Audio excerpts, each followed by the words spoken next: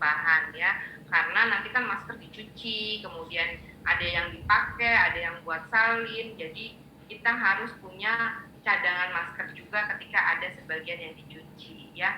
Jadi semua anggota keluarga ketika keluar rumah harus memakai masker dan membawa sabtu salin ya dalam plastik. Jadi ibu harus nyiapin nih, bapak mau ke kantor nih, maskernya dipakai pak, ini buat salin ya. Karena apa?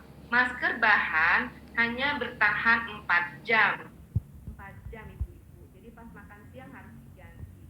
Pernah dengar klaster kantor? Gara-gara klaster kantor, kantornya ditutup lagi. Kalau semuanya di Telkom tidak mau ada klaster kantor, maka ibu-ibunya ini harus cermat ya, harus telaten menyiapkan masker buat suaminya. Jadi semua suami yang keluar mau kerja harus dipakein masker dan dikasih salin. Nah nanti pas makan siang salinnya diganti yang kotor dimasukkan plastik, yang bersih dipakai ya. Nah kemudian sampai di rumah masker kotor itu direndam deterjen saja. Virus ini mudah menyebar tapi gampang mati bu. Ini virus gampang mati ya, dengan deterjen dicuci bersih, disika rapi, harum, terutama buat anak-anak ya, anak remaja lagi kalau pakai masker maunya yang cakep. Jadi supaya anak-anak kita mau memakai masker, kita harus siapin masker-masker yang cakep-cakep juga, kita setrika supaya dipakai ya. Agar apa? Semua yang kembali ke rumah tidak ada yang membawa virus. Jadi keluarga kita bisa selamat. Itulah yang terpenting. Bagaimana kita menjaga supaya keluarga kita selamat, tidak ada yang terinfeksi. Kuncinya di ibu ya.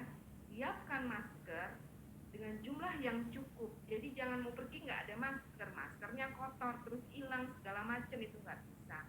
Amannya juga kalau tambah banyak masker tambah aman ya. Ya seperti kita menyiapkan sapu tangan atau pakaian dalam, seperti itulah setiap hari menjadi kebutuhan hari-hari. Mungkin beberapa tahun ke depan masih ya, mungkin ini akan menjadi kebiasaan yang terus menerus. Jadi ibu mulai sekarang ini harus semuanya siap di rumah menyiapkan masker. Ini adalah sebuah langkah yang sederhana, tapi inilah yang bisa meningkatkan kepatuhan ya dan menyelamatkan keluarga kita bu, menyelamatkan keluarga kita dari pandemi. Ya, kemudian ini jimatnya bu, ini senjatanya bu. Kita tahu bahwa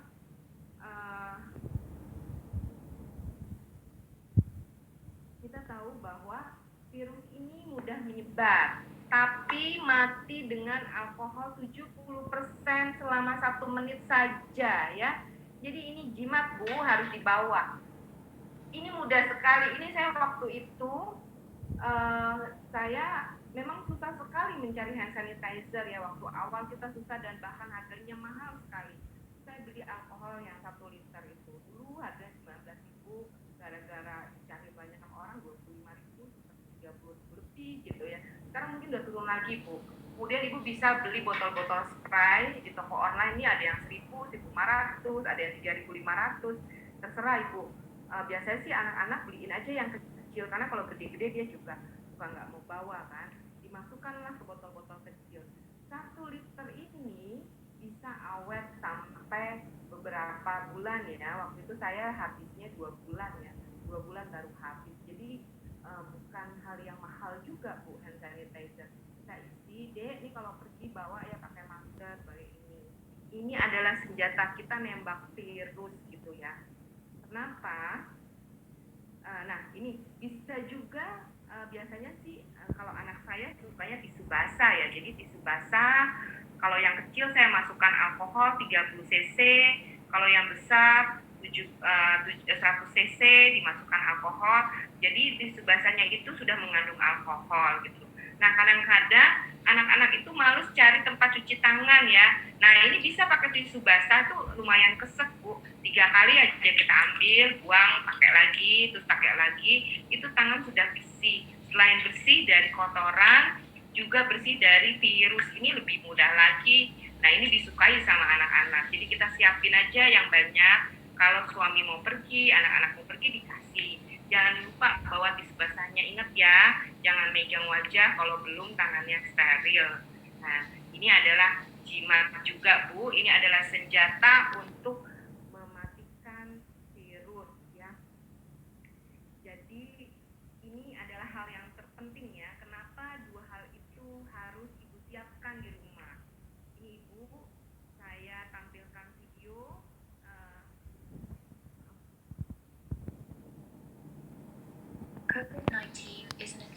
disease caused by a new coronavirus introduced to humans for the first time.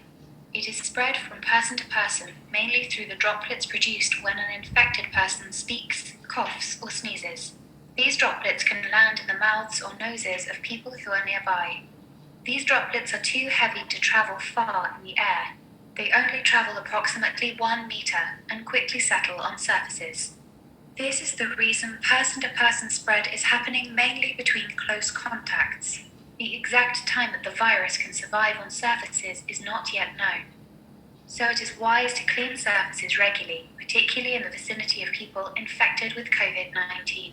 Hands touch many surfaces, which can be contaminated with the virus. You should therefore avoid touching your eyes, nose, or mouth, since contaminated hands can transfer the virus from the surface to yourself. When coughing or sneezing, cover your mouth and nose with the bend of your elbow, or use a disposable tissue. If a tissue is used, discard it immediately into a closed bin. The most effective way to prevent the spread of the new coronavirus is to clean your hands frequently with an alcohol-based hand rub or soap and water. This will eliminate the virus if it is on your hands. Ya, ya Ibu. Jadi sebenarnya hanya itu aja yang perlu kita hafal dan kita tahu ya. Virus itu menyebar dengan hanya dua cara ya. Secara langsung kalau kita ngomong sama orang deket-deketan, kita bisa siapa tahu dia asimptomatik ya. Kalau yang sakit kan memang harus isolasi. Mungkin kita nggak ketemu tuh orang batuk pilek di jalan, di ruangan, di tempat kita nggak ketemu. Tapi ada orang asimptomatik yang kita nggak tahu dia sakit apa enggak ya. Nah, kalau kita bicara penularan yang langsung itu berhadapan-hadapan seperti tadi ya, droplet itu bisa menular secara langsung. Atau ketika kita ngomong, dropletnya jatuhlah ke meja, kemudian bisa aja ke tangan. Kenapa kita harus batuk ditutup pakai punggung tangan? Tadi kan gambarnya pakai punggung tangan. Karena apa? Karena kalau pakai tangan, pakai tisu pun kadang-kadang dia menempel. Jadi disarankan di punggung tangan aja tuh. Tadi kan kalau batuk itu punggung tangannya nutupin ya. Gitu kan. Kalau bersin, tiba-tiba bersin, biasakan pakai punggung tangan, Bu. Jangan pakai tangan ya, meskipun itu pakai tisu ya, karena tetap ada resiko. Kalau misalnya di jalan, di luar batuk, langsung tutup pakai punggung tangan ya. Nah, ini adalah sebuah protokol anti COVID, Bu, yang sudah terbukti. Yang lain-lain anti COVID, dia belum terbukti, belum ada penelitiannya yang sah ya. Tapi ini masker sudah ada penelitian yang sah. Ini adalah anti COVID.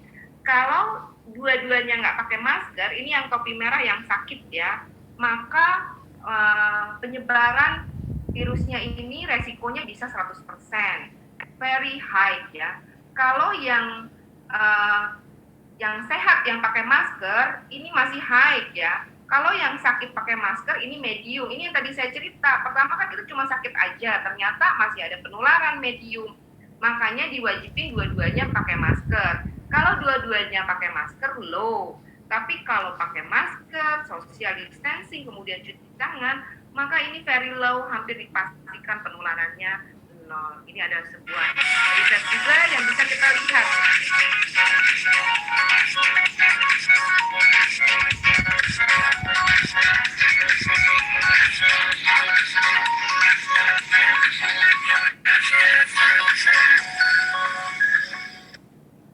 Ya, ini adalah suatu video yang menunjukkan bahwa kalau kita mengerjakan itu, Bu, kita bisa menyelamatkan anggota keluarga kita semua ya. Ini penting sekali kalau kita bisa nasihatin anggota keluarga kita untuk mengikuti ini. Ini adalah penting sekali ya. Kenapa peran ibu dalam normal baru itu sangat penting? Karena apa? Ini ada berita-berita yang menyedihkan ya. Kita tahu sekolah ini ada ribuan sekolah ditutup ya.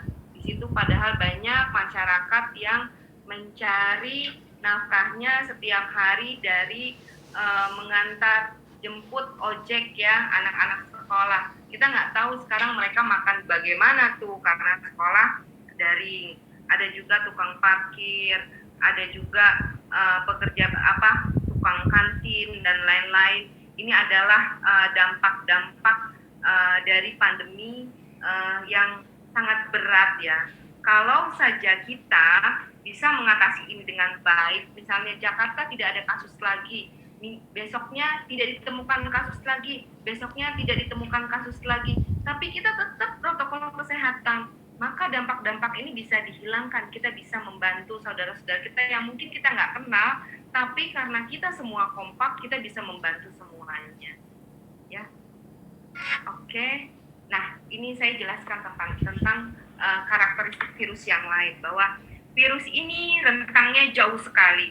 Ibu pernah dengar tentang yang nggak kenapa-napa, nggak simptomatik, bahkan dia bingung ketika diperiksa positif. Loh, bahkan banyak juga yang diperiksa antibodinya, ternyata dia pernah sakit.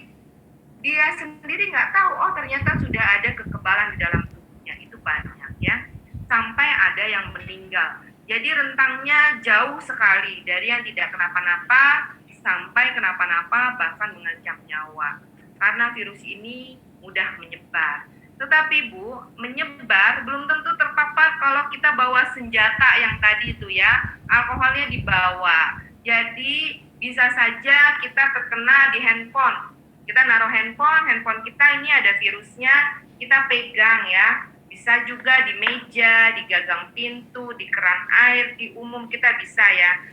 Tapi kalau kita pakai jimat yang tadi Bu, pakai alkohol 70% disemprot selama 1 menit tangan kita, maka kita nggak bisa terpapar. Jadi itu penting sekali. Kita nggak akan terpapar kalau tangan kita selalu bersih, mencuci tangan, atau kalau misalnya nggak ada cuci tangan, kita pakai disinfektan.